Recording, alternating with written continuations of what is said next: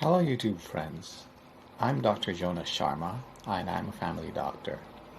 I would like to share with you one important component of managing this coronavirus pandemic that we are facing right now that we seem to miss.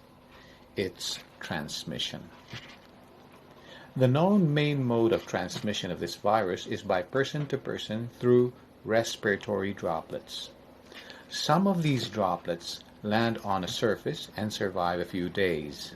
Some stay floating in the air for hours. Some may land on a host and start the cascade of the disease process. During ordinary speech, the droplets can reach to about a meter. This is the reason for the 1 meter social distancing. However, during forceful cough, sneeze, or loud laugh, it can reach up to 10 feet or maybe more.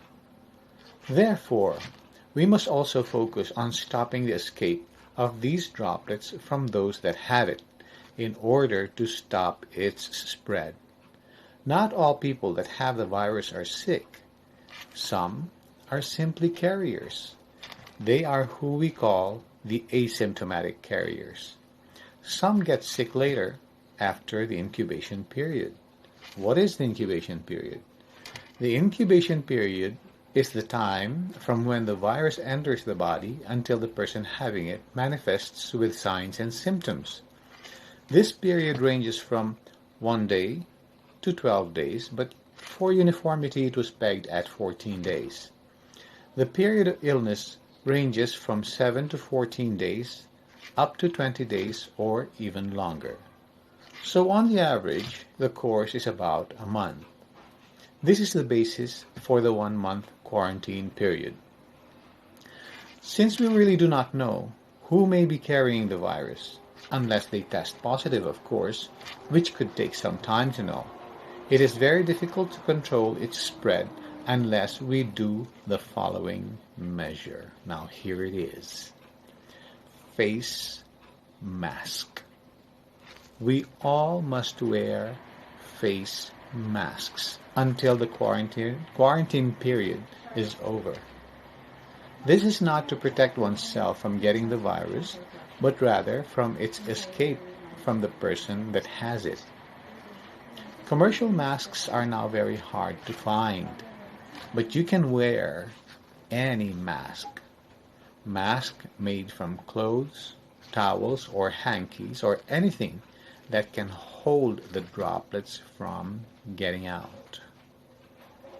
Now, where do you think Prince Charles or the others got the virus from?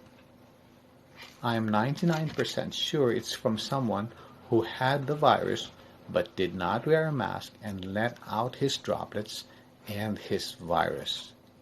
The virus can only survive in a host person.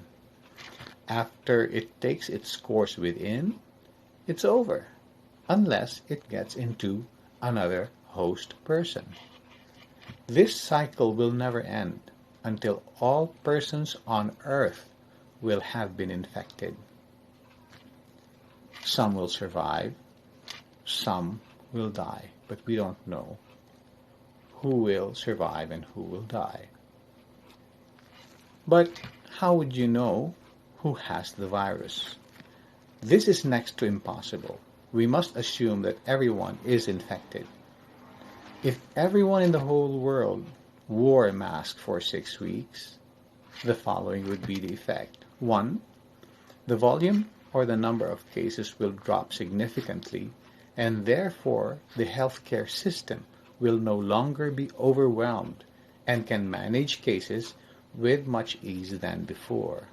This is what we call flattening the curve. Number 2, this virus will be disabled naturally and economically with much less need for antivirals, which could be very expensive, and other medications that have potential undesirable side effects. Prevention is still much better and cheaper than finding a cure. Did you know that in 1918, during the Spanish flu pandemic, they realized the value of face masks late in the course of the pandemic after millions have already died. They imposed the use of face masks at gunpoint. It was when the problem began to be controlled. Let's not repeat history, but rather learn from it. So, together with quarantine and social distancing, a very important component is donning a face mask, which must be continued for a period of 6 to 8 weeks after the quarantine is already lifted. This way, we avoid an economic and probably a health collapse. Until today, I still see on TV persons, politicians in session, the public in other places not wearing masks. And it is also where cases are highest in number. So I plead to the whole world to help control and bring down this pandemic by simply wearing your masks. Thank you and good day.